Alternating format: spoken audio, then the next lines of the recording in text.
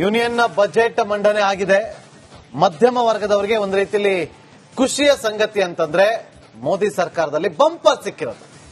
ಕೇಂದ್ರ ಸರ್ಕಾರದ 10 ಪ್ರಮುಖ ಘೋಷಣೆಗಳು ಇವತ್ತಾಗಿದೆ. ಎಲ್ಲದಕ್ಕಿಂತ ಪ್ರಮುಖವಾದಂತಹ ಮೊದಲನೆಯ ಅಂಶ ಅಂತಂದ್ರೆ ಅದು ಸಂಬಳವನ್ನ ಪಡೆದುಕೊಳ್ಳುವಂತಹ ಮಧ್ಯಮ ವರ್ಗದವರಿಗೆ ಕೊಟ್ಟಿರುವಂತಹ ಬಂಪರ್ ಸುದ್ದಿ. 12 ಲಕ್ಷದ ತನಕ ಝೀರೋ ಆದಾಯ ತೆರಿಗೆ. ಕ್ಯಾನ್ಸರ್ ಮುಕ್ತ ಭಾರತ, ಪ್ರಧಾನಿ ಅವರ ಪಣ. ರೈತರಿಗೆ ಜಾಕ್ಪಾಟ್. ಕಿಸಾನ್ ಕಾರ್ಡ್ನ ಮಿತಿ 3 ಲಕ್ಷದಿಂದ 5 ಲಕ್ಷಕ್ಕೆ ಏರಿಕೆ. ಕ್ಯಾನ್ಸರ್ ಚಿಕಿತ್ಸೆ ಅಗ್ಗ. ಜೀವರಕ್ಷಕ ಔಷಧಿಗಳ ಬೆಲೆ ಕೂಡ ಇಳಿಕೆ. ಇನ್ನು ಪೋಸ್ಟ್ ಆಫೀಸ್ಗಳಲ್ಲಿ ಇನ್ನು ಮುಂದೆ ಬ್ಯಾಂಕಿಂಗ್ ಸೇವೆ ಇರುತ್ತೆ. ಚನ್ನಪಟ್ಟಣ ಗೊಂಬೆ ಉದ್ಯಮಕ್ಕೆ ಬೂಸ್ಟ್ ಸಿಕ್ಕಿದೆ. ಚೀನಾಗೆ ಟಕ್ಕರ್ ಕೊಟ್ಟಿದೆ. ಎಲೆಕ್ಟ್ರಿಕ್ ವಾಹನಗಳ ಉದ್ಯಮಕ್ಕೆ ಉತ್ತೇಜನ. ಲಿಥಿಯಂ ಬ್ಯಾಟರಿ ಕೂಡ ಇನ್ನು ಮುಂದೆ ಕಡಿಮೆ ಬೆಲೆಗೆ ಸಿಗುತ್ತೆ. ಶಿಕ್ಷಣದಲ್ಲಿ ಕೃತಕ ಎಐ, ಬುದ್ಧಿಮತ್ತೆ ಕ್ರಾಂತಿ. ಐಐಟಿಗಳು, ಮಧ್ಯಮ ವರ್ಗ, ರೈತ ಮಹಿಳೆ ಶಿಕ್ಷಣಕ್ಕೆ ಇಲ್ಲಿ ಬೂಸ್ಟರ್ ಡೋಸ್ ಅನ್ನು ಕೊಟ್ಟಿದ್ದಾರೆ ಅಂದ್ರೂ ಕೂಡ ತಪ್ಪಾಗೋದಿಲ್ಲ. ಸಿಂಪಲ್ ತೆರಿಗೆಗೆ ಮೋದಿ ಸರ್ಕಾರ ಒತ್ತನ್ನ ಕೊಟ್ಟಿದೆ. ಮುಂದಿನ ವಾರ ಹೊಸ ತೆರಿಗೆ ನೀತಿ ಜಾರಿ ಕೂಡ ಆಗುತ್ತೆ. We have periodically reduced their tax burden. Right after 2014, the nil tax slab was raised to 2.5 lakhs of rupees, which was further raised to 5 lakh rupees in 2019 and to 7 lakh rupees in 2023. This is reflective of our government's trust on the middle class taxpayers.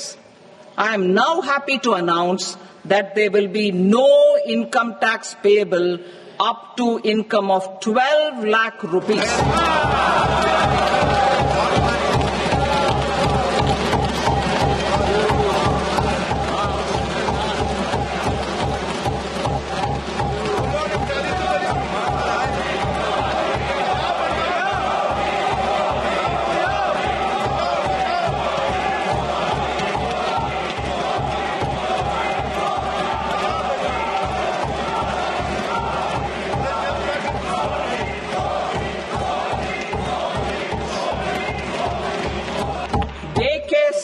Cancer centers in all district hospitals.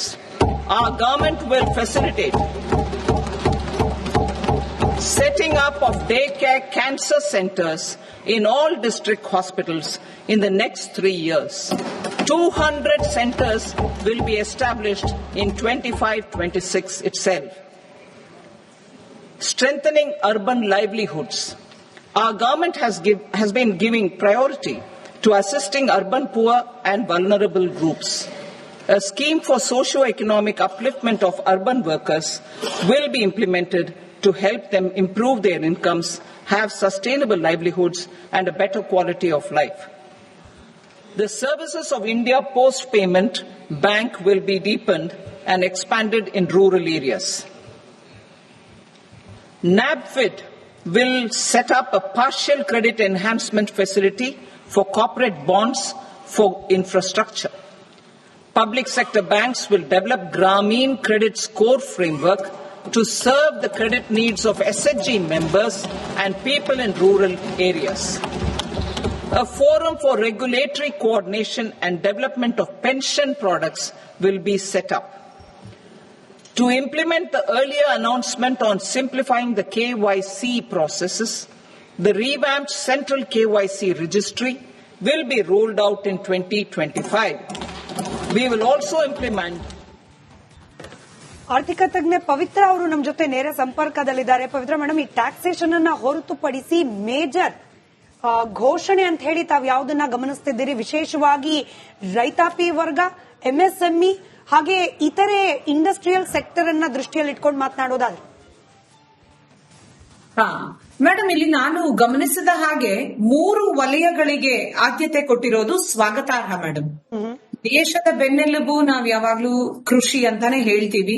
ಹಾಗಾಗಿ ಒಂದು ಕೃಷಿಯಲ್ಲಿ ಈ ಸಲ ನಾನು ಗಮನಿಸಿದ್ದು, ಸಾಲ ಕೊಡ್ತಾ ಇದ್ರು ಅಥವಾ ಸಾಲದಿಂದ ಬಡ್ಡಿ ದರ ಕಡಿಮೆ ಮಾಡೋದು ಓಕೆ, ಅದರ ಜೊತೆಯಲ್ಲಿ ಈ ಬಾರಿ ಧನಧಾನ್ಯ ಕೃಷಿ ಯೋಜನಾ ಅಂತ ಹೊಸದಾಗಿ ತಂದಿರೋದು ಎಲ್ಲೋ ಒಂದು ಕಡೆ ಬಹಳ ಸಂತೋಷ ಆಯ್ತು. 3 ಜಿಲ್ಲೆಗಳನ್ನ ಗುರುತಿಸಿ ಎಲ್ಲಿ ಬಹಳ ಕಡಿಮೆ ಇಳುವರಿ ಇರುತ್ತೆ ಅಥವಾ ಉತ್ಪಾದಕತೆ ಎಲ್ಲಿ ಕಡಿಮೆ ಇರುತ್ತೆ, to identify the district which is having low productivity, ಇಂಥದ್ದನ್ನ ಗಮನಿಸಿ ಅಲ್ಲಿ ಒಂದಷ್ಟು ಬೆಳೆಯ ವೃದ್ಧಿಗೋಸ್ಕರ ಆದ್ಯತೆ ಕೊಟ್ಟಿರುವಂತದ್ದು. ಇದು ನಿಜವಾಗ್ಲೂ ಆಗ್ಬೇಕಾಗಿತ್ತು. ಯಾಕೆಂದ್ರೆ ಉತ್ಪಾದಕತೆನ ಹೆಚ್ಚು ಮಾಡಬೇಕು. ಆಮೇಲೆ ಇನ್ನೊಂದು ಕ್ರಾಪ್ ಡೈವರ್ಸಿಫಿಕೇಶನ್ಗೆ ಈ ಸಲ ಒತ್ತು ಕೊಟ್ಟಿದ್ದಾರೆ ಮೇಡಮ್. ಬೆಳೆಯಲ್ಲಿ ವೈವಿಧ್ಯಮಯ ಆದ್ಯತೆ ಅಂತಂದ್ರೆ ಇದುವರೆಗೂ ನಾವೇನ್ ಮಾಡ್ತಿದ್ವಿ, ಶೇಕಡವಾರು 60% ಭೂ ಪ್ರದೇಶದಲ್ಲಿ ನಾವು ಗೋಧಿ, ದಕ್ಷಿಣ ಭಾಗದಲ್ಲಿ ಭತ್ತವನ್ನ ಬೆಳೀತಾ ಇದ್ವಿ. ಆದ್ರೆ ಈಗ ಕ್ರಾಪ್ ಡೈವರ್ಸಿಫಿಕೇಶನ್ ಮಾಡೋದ್ರಿಂದ ಏನಾಗುತ್ತೆ ಅಂತಂದಾಗ ಈಗ ಜನರು ಕೂಡ ಜನರಲ್ಲಿ ಈಗ ನ್ಯೂಟ್ರಿಷಿಯಸ್ ಫುಡ್ ಅಥವಾ ಮಿಲ್ಲೆಟ್ಸ್, ಸಿರಿಧಾನ್ಯಗಳ ಒಂದು ಜನರಿಗೂ ಕೂಡ ಅವೆಲ್ಲ ಅವೇರ್ನೆಸ್ ಬಂದಿರೋದ್ರಿಂದ ಈ ಕ್ರಾಪ್ ಡೈವರ್ಸಿಫಿಕೇಶನ್ ಮಾಡಿದಾಗ ಸ್ವಾವಲಂಬಿಗಳಾಗಿ ಮತ್ತೆ ಇಂಥ ಸರಕುಗಳು ವಿದೇಶದಿಂದನೂ ಬೇಡಿಕೆ ಇರೋದ್ರಿಂದ ಕೃಷಿಯಲ್ಲಿ ನಾವು ಈಗಾಗಲೇ ಸ್ವಲ್ಪ ಮಟ್ಟಕ್ಕೆ ಸ್ವಾವಲಂಬಿ ಆಗಿದ್ದೀವಿ ಮೇಡಮ್.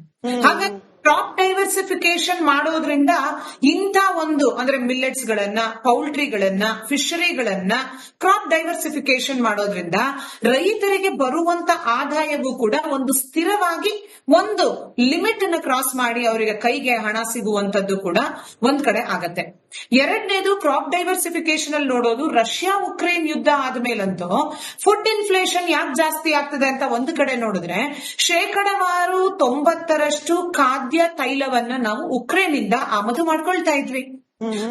ಈ ಖಾದ್ಯ ತೈಲ ಅಂತ ಹೇಳಿದ್ರೆ ಎಣ್ಣೆ ಕಾಳುಗಳನ್ನ ನಾವೇ ಬೆಳೆದಂತ ಸಂದರ್ಭದಲ್ಲಿ ಈಗ ಕ್ರಾಪ್ ಡೈವರ್ಸಿಫಿಕೇಶನ್ ಅಲ್ಲಿ ಈ ಎಣ್ಣೆ ಕಾಳು, ಹಳದಿ ಕ್ರಾಂತಿಯನ್ನ ನಾವು ಒಂದು ಕಾಲಘಟ್ಟದಲ್ಲಿ ಅನುಭವಿಸಿದ್ವಿ ದೇಶ.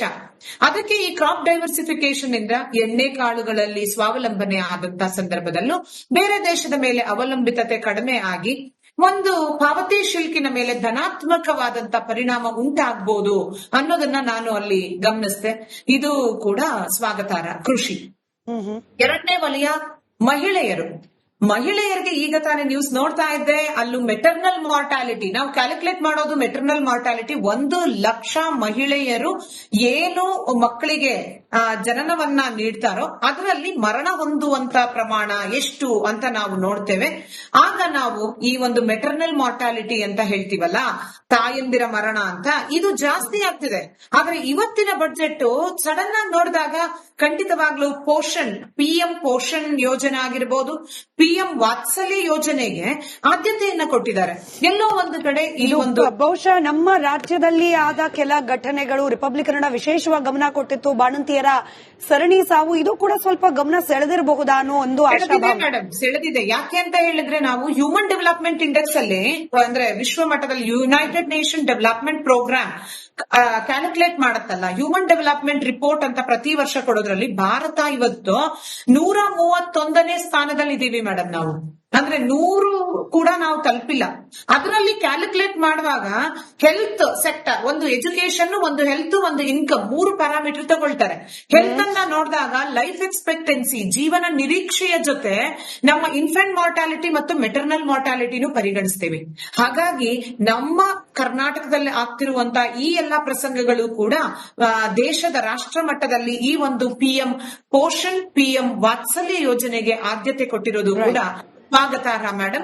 ಅದರ ಜೊತೆಯಲ್ಲಿ MSMEಲಿ ಈ ಸಲ ಏನು ಮೀಸಲಾಗಿಟ್ಟಿದ್ದಾರೆ ಲೋನ್ಸ್ ಕೊಡೋದ್ರಲ್ಲಿ, ಸಾಲದ ಸೌಲಭ್ಯದಲ್ಲಿ 7.4 ಕೋಟಿ ರೂಪಾಯಿಗಳನ್ನ, 7.5 ಕೋಟಿ ರೂಪಾಯಿಗಳನ್ನ ಮಹಿಳಾ ಉದ್ಯಮಿಗಳಿಗೆ ಮೀಸಲಾಗಿಟ್ಟಿರುವಂತದ್ದು ಬಹಳ ಸಂತೋಷವಾಗ್ತದೆ. ಯಾಕೆ ಅಂತ ಹೇಳಿದ್ರೆ ಇವತ್ತು ವಿಮೆನ್ ವರ್ಕ್ ರೇಟ್ ಪಾರ್ಟಿಸಿಪೇಷನ್ ಅಂತ ನೋಡಿದ್ರೆ ಮಹಿಳೆಯರ ಪಾಲುದಾರಿಕೆ ಎಷ್ಟಿದೆ ವರ್ಕ್ ಅಲ್ಲಿ ಅಂದ್ರೆ ಶೇಕಡವಾರು 27%. ಸೊ ಅವರು ಆಂಟ್ರಪ್ರೆನ್ಯೂರ್ ಆಗಿ ಪರಿವರ್ತನೆ ಮಾಡೋದ್ರಲ್ಲಿ ಬಹಳ ದೊಡ್ಡ ಒಂದು ಸ್ವಾಗತವಾಗಿರುವಂತಹ ಅಂಶ ನಾವು ಈ ಬಜೆಟ್ ನಲ್ಲಿ. Thank you so much Pavithra madam, ಇಷ್ಟೊತ್ತು ನಿಮ್ಮ ಇನ್ಪುಟ್ಸ್ ಅನ್ನ ನಮ್ಮ ವೀಕ್ಷಕರಿಗೆ ತಲುಪಿಸೋದಕ್ಕೆ.